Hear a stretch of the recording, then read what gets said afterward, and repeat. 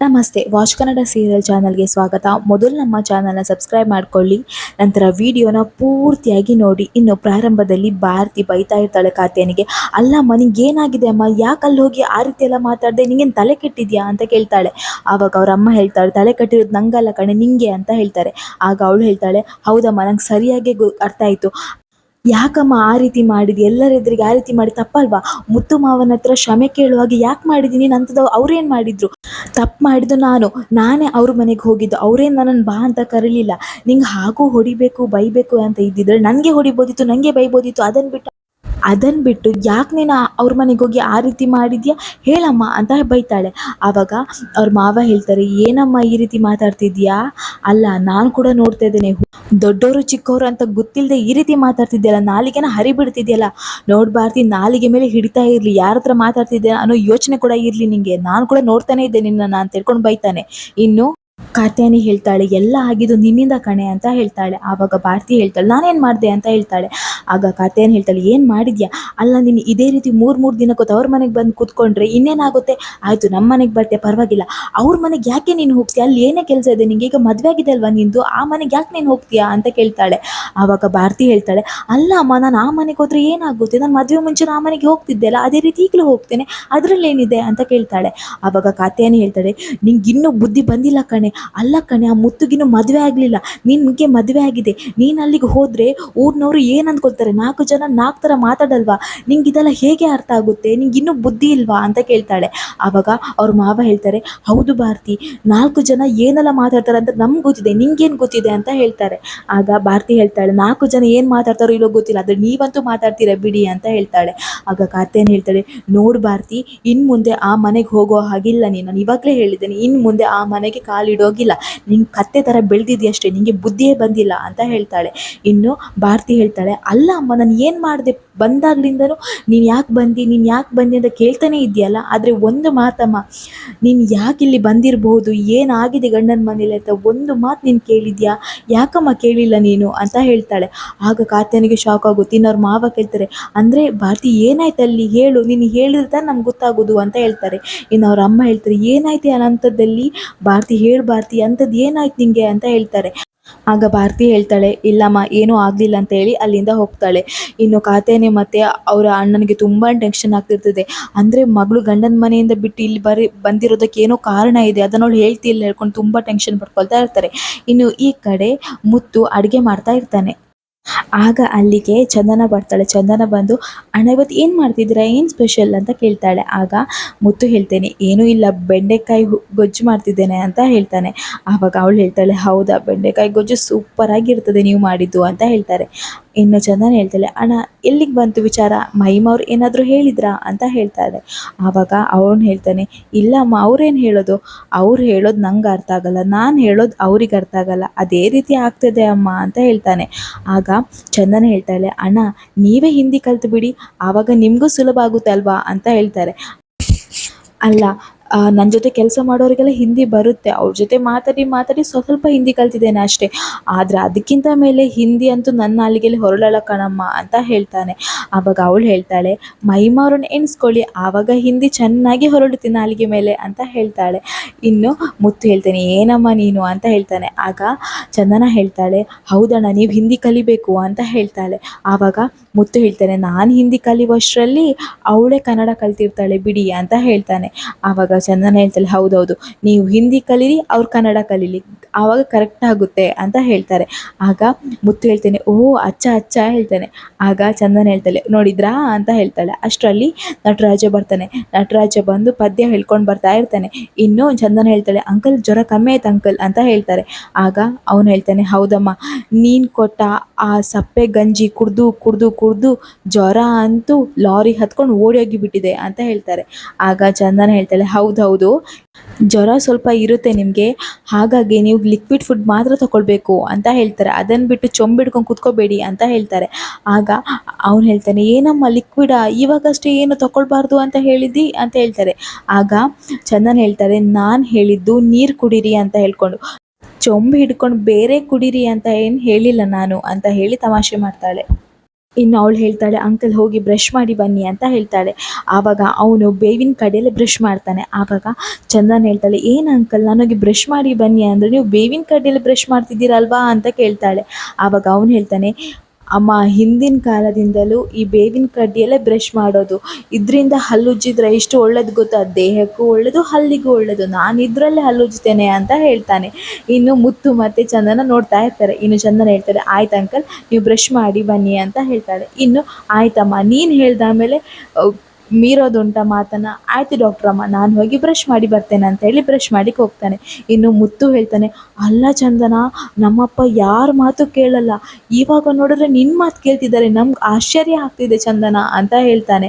ಆವಾಗ ಚಂದನ ಹೇಳ್ತಾಳೆ, ಹಾಗೇನು ಇಲ್ಲ ಅಣ್ಣ ಅಂತ ಹೇಳ್ತಾಳೆ. ಆಗ ಮುತ್ತು ಹೇಳ್ತಾನೆ, ಇಲ್ಲ ಚಂದನ ನಮ್ಮಪ್ಪ ಯಾರ ಮಾತು ಕೇಳೋರಲ್ಲ, ಯಾರು ಹೇಳಿದ್ರು ಏನೂ ಕೇಳಲ್ಲ, ನಮಗೆ ಎದುರುತ್ರ ಕೊಡ್ತಾರೆ, ಆದರೆ ಅವರೀಗ ನಿನ್ನ ಮಾತು ಕೇಳ್ತಿದ್ದಾರೆ ಚಂದನ ಅಂತ ಹೇಳ್ತಾರೆ. ಇನ್ನು ಚಂದನಂಗೂ ತುಂಬ ಖುಷಿಯಾಗುತ್ತೆ.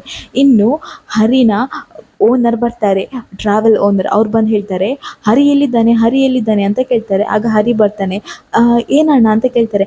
ಅಲ್ಲ ಹರಿ ನಿಂಗೆ ಏನೋ ಆಗಿದೆ, ಫೋನ್ ಯಾಕೆ ಸ್ವಿಚ್ ಆಫ್ ಮಾಡ್ಕೊಂಡಿದ್ಯಾ ನೀನು, ಅಲ್ಲ ಒಂದು ಬಾಡಿಗೆ ಬಂದಿದೆ, ನೀನು ನೋಡಿದ್ರೆ ಫೋನ್ ಸ್ವಿಚ್ ಆಫ್ ಮಾಡ್ಕೊಂಡಿದ್ದೆ, ಏನೋ ನಿನ್ನ ಕತೆ ಅಂತ ಕೇಳ್ತಾರೆ. ಆಗ ಹರಿ ಹೇಳ್ತಾನೆ, ಓ ಹೌದಾ ಅಣ್ಣ ಫೋನ್ ಸ್ವಿಚ್ ಆಫ್ ಆಗಿದೆಯಾ, ಅಯ್ಯೋ ಅಣ್ಣ ನಾನು ನೋಡಲಿಲ್ಲ, ಬ್ಯಾಟ್ರಿ ಸಮಸ್ಯೆ ಇದೆ ಅಂತ ಹೇಳ್ತಾನೆ. ಅವನು ಸುಳ್ಳು ಹೇಳಿರ್ತಾನೆ. ಇನ್ನು ಮುತ್ತು ಮತ್ತು ಚಂದನ್ ಇಬ್ಬರು ಇರ್ತಾರೆ. ಇನ್ನು ಅವ್ರು ಹೇಳ್ತಾರೆ, ಏನು ಮುತ್ತು ಹೀಗೆ ಮಾಡ್ಕೊಂಡ ಹರಿ, ಅವ್ನು ಯಾಕೆ ಈ ರೀತಿ ಮಾಡ್ತಾನೆ, ಅಲ್ಲ ಎಷ್ಟು ಕಸ್ಟಮರ್ ಕಾಲ್ ಮಾಡ್ತಿದ್ದಾರೆ, ಇವನಿಗೋಸ್ಕರ ನನ್ನ ಆಫೀಸ್ ಕೆಲಸ ಬಿಟ್ಟು ಇಲ್ಲಿ ಬಂದೆ ಅಂತ ಹೇಳ್ತಾನೆ. ಇನ್ನು ಹರಿ ಹೇಳ್ತಾನೆ, ಇಲ್ಲ ಅಣ್ಣ ಏನು ಬಂದದ ಅಂತ ಕೇಳ್ತಾನೆ. ಆಗ ಅವನು ಓನರ್ ಹೇಳ್ತಾನೆ, ನೋಡು ಒಂದು ಡ್ಯೂಟಿ ಇದೆ ಶಿವಮೊಗ್ಗಕ್ಕೆ, ಇವಾಗಲೇ ಹೋಗಬೇಕು, ಎಂತ ಮಾಡ್ತೀಯ ನೀನು ಅಂತ ಕೇಳ್ತಾರೆ.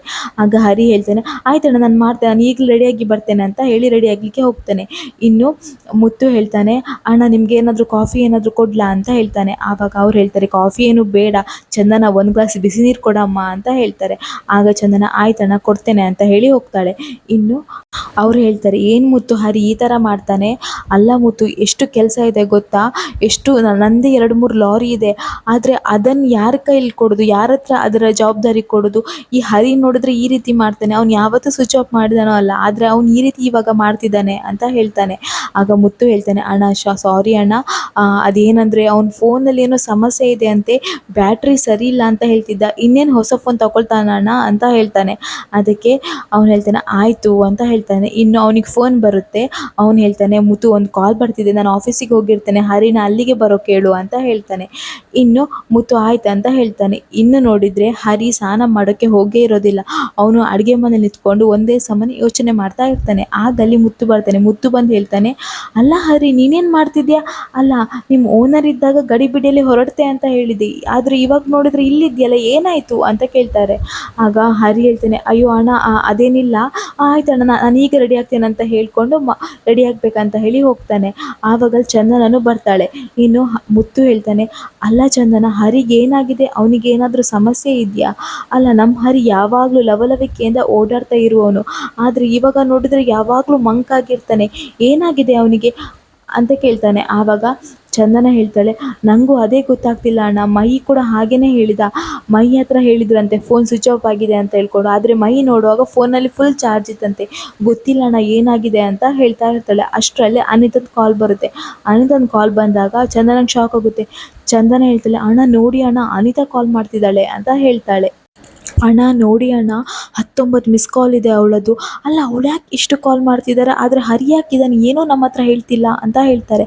ಅಷ್ಟರಲ್ಲಿ ಹರಿ ಬರ್ತಾನೆ. ಹರಿ ಬಂದ ಕೂಡಲೇ ಮುತ್ತು ಹೇಳ್ತಾನೆ, ಯಾರೋ ಅದು ಅನಿತಾ ಅನ್ನೋ ಹುಡುಗಿ ಕಾಲ್ ಮಾಡ್ತಿದ್ದಾಳೆ ಪದೇ ಪದೇ, ಯಾರೋ ಅದು ಅಂತ ಹೇಳ್ತಾರೆ. ಆಗ ಹರಿ ಹೇಳ್ತಾನೆ, ಅದು ಅಣ್ಣ ಅದು ಕಸ್ಟಮರ್ ಅಣ್ಣ ಅಂತ ಸುಳ್ಳು ಹೇಳ್ತಾನೆ. ಇನ್ನು ಹರಿ ಹೇಳ್ತಾನೆ, ಅಲ್ಲ ಕಣೋ ಆ ಹುಡುಗಿ ಅಷ್ಟು ಫೋನ್ ಮಾಡಿದ್ದಾಳೆ, ಯಾಕೆ ನೀನು ಫೋನ್ ರಿಸೀವ್ ಮಾಡಲಿಲ್ಲ ಅಂತ ಕೇಳ್ತಾರೆ. ಆಗ ಅವನು ಅಯ್ಯೋ ಏನು ಮಾಡೋದು ಹೇಗಾದರೂ ಮಾಡಿ ತಪ್ಪಿಸ್ಕೊಳ್ಬೇಕಂತ ಹೇಳ್ಕೊಂಡು, ಅಯ್ಯೋ ಅಣ್ಣ ನಾನು ಅದು ಫೋನ್ ನೋಡಲಿಲ್ಲ, ಫೋನ್ ಸರಿ ಇರಲಿಲ್ಲ ಅಲ್ವಾ ಅಂತ ಹೇಳಿ, ತಡಿ ನಾನು ಇವಾಗ ಏನಂತ ಕೇಳಿ ಕಾಲ್ ಮಾಡ್ತೇನೆ ಅಂತ ಹೇಳಿ ಅಲ್ಲಿಂದ ಹೋಗ್ತಾನೆ. ಇನ್ನು ಮುತ್ತು ಹೇಳ್ತಾನೆ, ಚಂದನ ಇವನು ಸುಳ್ಳು ಹೇಳ್ತಿದ್ದಾನೆ ಕಣಮ್ಮ ಅಂತ ಹೇಳ್ತಾನೆ. ಆಗ ಚಂದನ ಹೇಳ್ತಾಳೆ, ಹೌದು ಅಣ್ಣ ಸುಳ್ಳು ಹೇಳ್ತಿದ್ದಾರೆ, ಏನೋ ಸಮಸ್ಯೆ ಆಗಿದೆ ಅಂತ ಹೇಳ್ತಾಳೆ. ಇನ್ನು ಚಂದನ ಮತ್ತು ಮೈ ಇಬ್ಬರು ಬಸ್ ಸ್ಟ್ಯಾಂಡಿಗೆ ಬರ್ತಾರೆ. ಅಲ್ಲಿ ಅನಿತಾ ಇರ್ತಾಳೆ. ಆಗ ಮೈ ಹೇಳ್ತಾನೆ, ನೋಡಿ ಅತ್ತಿಗೆ ಹರಿಯಣ್ಣನ ಕಡೆಯವರು ಇಲ್ಲೇ ನಿಂತಿದ್ದಾರೆ ಅಂತ ಹೇಳ್ತಾರೆ. ಆಗ ಚಂದನ ಹೇಳ್ತಾಳೆ, ಅವ್ರು ಎಲ್ಲಿ ಬೇಕಾದರೂ ನಿಲ್ಲಿ, ನಮಗೇನು. ಮಹಿ ಏನು ಗೊತ್ತಾ, ನೀನು ಓದಿನ ಕಡೆ ಮಾತ್ರ ಗಮನ ಕೊಡು, ನಾನು ಬಸ್ ಬರೋ ತನಕ ನಿಲ್ತೇನೆ ಮತ್ತು ನಾನು ಹೋಗ್ತೇನೆ ಅಂತ ಹೇಳ್ತಾರೆ. ಆಗ ಅನಿತಾ ಅವ್ರ ಕಡೆನೇ ಬರ್ತಾ ಇರ್ತಾಳೆ. ಬಂದು ಹೇಳ್ತಾಳೆ, ಹರಿಯವ್ರು ಬಂದಿಲ್ವಾ ಅಂತ ಕೇಳ್ತಾಳೆ. ಆಗ ಚಂದನ ಹೇಳ್ತಾಳೆ, ಹರಿಯವ್ರು ಬಂದಿದ್ರೆ ಇಲ್ಲೇ ಇರ್ತಿದ್ರಲ್ಲ ಅಂತ ಕೇಳ್ತಾರೆ. ಆಗ ಅವಳು ಹೇಳ್ತಾಳೆ, ಅಲ್ಲ ಅವ್ರ ಫೋನ್ ಕೂಡ ರಿಸೀವ್ ಮಾಡ್ತಿಲ್ಲ, ಅದಕ್ಕೆ ಕೇಳಿದೆ ಅಂತ ಹೇಳ್ತಾರೆ. ಆಗ ಚಂದನ ಏನೂ ಹೇಳಲ್ಲ. ಇನ್ನು ಅನಿತಾ ಅಲ್ಲಿಂದ ದೂರದಲ್ಲಿ ಹೋಗಿ ನಿಂತ್ಕೊಳ್ತಾಳೆ. ಇನ್ನು ಚಂದನ ಹೇಳ್ತಾಳೆ, ಮಹಿ ನಾನಿನ್ನು ಬರ್ತೇನೆ ಅಂತ ಹೇಳಿ ಹೋಗ್ತಾಳೆ. ಚಂದನ ಹೋಗಿದ್ದನ್ನು ನೋಡಿ ಅನಿತಾ ಮಹಿ ಪಕ್ಕಕ್ಕೆ ಬಂದು ಹೇಳ್ತಾಳೆ, ಏನು ಗೊತ್ತಾ, ಹರಿಯವ್ರು ಯಾಕೆ ಫೋನ್ ರಿಸೀವ್ ಮಾಡ್ತಿಲ್ಲ, ಹರಿಯವ್ರಿಗೆ ಏನಾಗಿದೆ ಅಂತ ಕೇಳ್ತಾರೆ. ಆಗ ಮಹಿ ಹೇಳ್ತಾನೆ, ಏನೋ ಫೋನ್ ರಿಸೀವ್ ಮಾಡ್ತಿಲ್ವಾ ಅಂತ ಕೇಳ್ತಾನೆ. ಆಗ ಅನಿತಾ ಹೇಳ್ತಾಳೆ, ಹೌದು ಅವರು ಸರಿಯಾಗೇ ಇದ್ದರು, ಬರ್ತ್ಡೇ ಪಾರ್ಟಿಗೆ ಬಂದರು. ಅದಾದಮೇಲೆ ನಾನು ಅವರನ್ನು ಹೇಳಿದೆ ನನ್ನ ಬಾಯ್ ಫ್ರೆಂಡ್ ಅಂತ ಹೇಳ್ದಾದ್ಮೇಲೆ ಅವ್ರ ವರ್ತನೆನೇ ಬದಲಾಗಿದೆ, ಅವ್ರು ಯಾಕೆ ಈ ರೀತಿ ಮಾಡ್ತಿದ್ದಾರೆ ಅಂತ ಅರ್ಥನೇ ಆಗ್ತಿಲ್ಲ ನನಗೆ ಅಂತ ಹೇಳ್ತಾಳೆ. ಆಗ ಮೈಗೆ ತುಂಬಾ ಶಾಕ್ ಆಗುತ್ತೆ. ಮೈ ಅಂದ್ಕೊಳ್ತಾನೆ, ಅಲ್ಲ ಯಾಕೆ ಈ ರೀತಿ ಮಾಡಿದ ಹರಿಯಣ್ಣ, ಬಾಯ್ ಫ್ರೆಂಡಾ, ಅಲ್ಲ ಚಂದನತ್ತಿಗೆ ಇರುವಾಗ ಇವನ್ಯಾಕೆ ಈ ರೀತಿ ಮಾಡ್ದ ಅಂತ ಹೇಳ್ತಾನೆ. ಇನ್ನು ಅವಳು ಹೇಳ್ತಾಳೆ, ಅಲ್ಲ ಅವ್ರು ಯಾಕೆ ಈ ರೀತಿ ಮಾಡ್ತಿದ್ದಾರೆ ಅಂತ ಅರ್ಥನೇ ಆಗ್ತಿಲ್ಲ ನನಗೆ ಅಂತ ಹೇಳ್ತಾಳೆ. ಆಗ ಮೈ ಹೇಳ್ತಾನೆ, ಅಲ್ಲ ರೀ ನೀವು ಸ್ಟೂಡೆಂಟು, ಅವ್ನು ನೋಡಿದರೆ ಅವನನ್ನು ಹೇಗ್ರಿ ನೀವು ಇಷ್ಟಪಟ್ರಿ, ಅಂಥದ್ದು ಅವನಲ್ಲಿ ಏನಿದೆ ಅಂತ ಕೇಳ್ತಾನೆ. ಆಗ ಅವಳು ಹೇಳ್ತಾಳೆ, ಅವ್ರು ನೋಡೋಕ್ಕೆ ಚೆನ್ನಾಗಿದ್ದಾರೆ, ಸ್ಟೈಲಿಶ್ ಆಗಿದ್ದಾರೆ, ತುಂಬ ಚೆನ್ನಾಗಿ ಮಾತಾಡ್ತಾರೆ, ನನ್ನ ಹತ್ರ ತುಂಬ ಕೇರ್ ಮಾಡ್ತಾರೆ. ಅಷ್ಟೇ ಅಲ್ಲ, ನಾವು ಕಾರಲ್ಲಿ ಕೂಡ ಹೋಗಿದ್ವಿ, ಆಗ ಕೂಡ ನನ್ನ ಹತ್ರ ತುಂಬ ಚೆನ್ನಾಗಿ ಮಾತಾಡಿದರು. ಆದರೆ ನನ್ನ ಬರ್ತ್ಡೇ ಸೆಲೆಬ್ರೇಷನ್ ಆದಮೇಲೆ ಅವ್ರ ವರ್ತನೆನೇ ಬದಲಾಯಿತು. ಯಾಕೆ ಅವ್ರು ಈ ರೀತಿ ಮಾಡ್ತಿದ್ದಾರೆ ನನಗಂತೂ ಒಂದೂ ಅರ್ಥ ಆಗ್ತಿಲ್ಲ ಅಂತ ಹೇಳ್ತಾಳೆ ಅನಿತಾ. ಆಗ ಮಹಿ ಹೇಳ್ತಾನೆ ಮನಸ್ಸಲ್ಲೇ, ಅಲ್ಲ ಚಂದನ್ ಅತ್ತಿಗೆ ಇರುವಾಗ ಮುತ್ತಿನಂಥ ಅತ್ತಿಗೆ ಅವರು, ಹಾಗಿರುವಾಗ ಇವನ್ಯಾಕೆ ಈ ರೀತಿ ಎಲ್ಲ ಮಾಡ್ತಿದ್ದಾನೆ, ಇವನ್ಯಾಕೆ ಇವಳ ಹತ್ರ ಈ ರೀತಿ ಎಲ್ಲ ನಡ್ಕೊಳ್ತಿದ್ದಾನೆ, ಅಂಥದ್ದು ಏನಾಗಿದೆ, ಇಲ್ಲ ಇದನ್ನು ನಾನು ಸರಿ ಮಾಡಲೇಬೇಕು ಅಂತೇಳಿ ಯೋಚನೆ ಮಾಡ್ತಾನೆ. ಇನ್ನು ಅವನು ಹೇಳ್ತಾನೆ, ನಿಮ್ಗೆ ಇವಾಗ ಏನು ಹರಿಯಣ್ಣ ನೋಡಬೇಕು ಅಷ್ಟೇ ಅಲ್ವಾ ಅಂತ ಹೇಳ್ತಾಳೆ. ಆವಾಗ ಅವಳು ಹೇಳ್ತಾಳೆ, ಹೌದು ಅಂತ ಹೇಳ್ತಾಳೆ. ಹಾಗಾದರೆ ಬನ್ನಿ ನಮ್ಮ ಜೊತೆ ಅಂತ ಹೇಳ್ತಾಳೆ. ಆಗ ಅನಿತಾ ಕೇಳ್ತಾಳೆ, ಎಲ್ಲಿಗೆ ಅಂತ ಕೇಳ್ತಾಳೆ. ಆಗ ಅವನು ಹೇಳ್ತಾನೆ, ಬನ್ನಿ ನನ್ನ ಜೊತೆ ಅಂತ ಹೇಳ್ಕೊಂಡು ಅವರನ್ನು ಮನೆ ಕರ್ಕೊಂಡು ಹೋಗ್ತಾನೆ. ಇನ್ನು ಈ ಕಡೆ ಹರಿ ಒಬ್ಬನೇ ಯೋಚನೆ ಮಾಡ್ಕೊಂಡು ನಿಂತ್ಕೊಂಡಿರ್ತಾನೆ. ಆಗ ಮುತ್ತು ಬರ್ತಾನೆ. ಮುತ್ತು ಬಂದು ಕೇಳ್ತಾನೆ, ಹರಿ ಇಲ್ಲಾಕೆ ನಿಂತಿದ್ಯಾ, ಬಾಡಿಗೆ ಇದೆ ಅಂತ ಹೇಳಿದ್ಯಾ, ನೋಡಿದರೆ ಇಲ್ಲಿ ನಿಂತಿದ್ಯಾನ, ಏನೋ ಆಯಿತು ಅಂತ ಕೇಳ್ತಾನೆ. ಆಗ ಹರಿ ಹೇಳ್ತಾನೆ, ಅಣ್ಣ ಅದು ಕಸ್ಟಮರ್ ಬರೋಗ ಲೇಟ್ ಆಗುತ್ತೆ ಅಂತ, ಸದ್ಯಕ್ಕೆ ಸ್ವಲ್ಪ ಇಲ್ಲಿ ನಿಂತ್ಕೊಂಡೆ ಅಂತ ಹೇಳ್ತಾನೆ.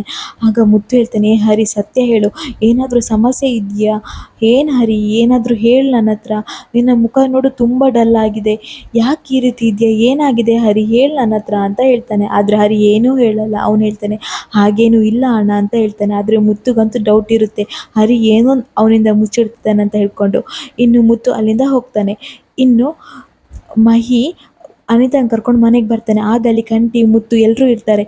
ಇನ್ನು ಅನಿತನ ಕರ್ಕೊಂಡು ಮನೆಯೊಳಗೆ ಹೋಗುವಾಗ ನಟರಾಜ ಹೊರಗಡೆ ಕೂತ್ಕೊಂಡಿರ್ತಾನೆ. ಅವನು ಯೋಚನೆ ಮಾಡ್ತಾನೆ, ಏನು ನನ್ನ ಕೊನೆ ಮಗ ಏನೋ ಒಂದು ನಡೆಸ್ಲಿಕ್ಕೆ ಹೊರಟಿದ್ದಾನೆ, ಏನಿದು ಅಂತೇಳ್ಕೊಂಡು ಯೋಚನೆ ಮಾಡ್ತಾ ಇರ್ತಾನೆ.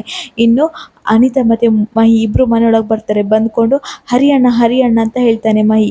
ಆಗ ಮುತ್ತು ಬರ್ತಾನೆ. ಮುತ್ತು ಬಂದು ಯಾರೋ ಇದು ಅಂತ ಕೇಳ್ತಾನೆ. ಆವಾಗ ಮಹಿ ಹೇಳ್ತಾನೆ, ಅಣ್ಣ ಒಂದು ನಿಮಿಷ ನಾನು ಹೇಳ್ತೇನೆ ಅಂತ ಹೇಳ್ತಾನೆ.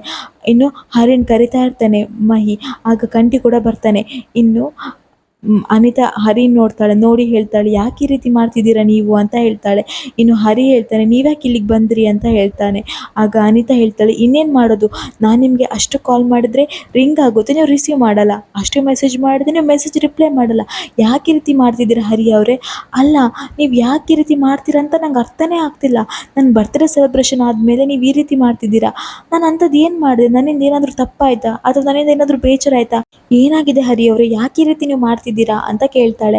ಆಗ ಹರಿ ಹೇಳ್ತಾನೆ, ಹಾಗೇನೂ ಇಲ್ಲ ಅಂತ ಹೇಳ್ತಾನೆ. ಇನ್ನು ಅನಿತಾ ಹೇಳ್ತಾಳೆ, ಅಲ್ಲ ಹರಿ ಅವರೇ, ನನ್ನ ಫ್ರೆಂಡ್ಸ್ ಎಲ್ಲ ಕೇಳ್ತಿದ್ದಾರೆ ನನ್ನ ಹತ್ರ, ನಿಜವಾಗ್ಲೂ ಹರಿ ನಿನ್ನನ್ನು ಲವ್ ಮಾಡ್ತಿದ್ದಾನ ಅಂತ ಕೇಳ್ತಿದ್ದಾರೆ ಅಂತ ಹೇಳ್ತಾನೆ. ಆಗ ಎಲ್ರಿಗೂ ಶಾಕ್ ಆಗುತ್ತೆ.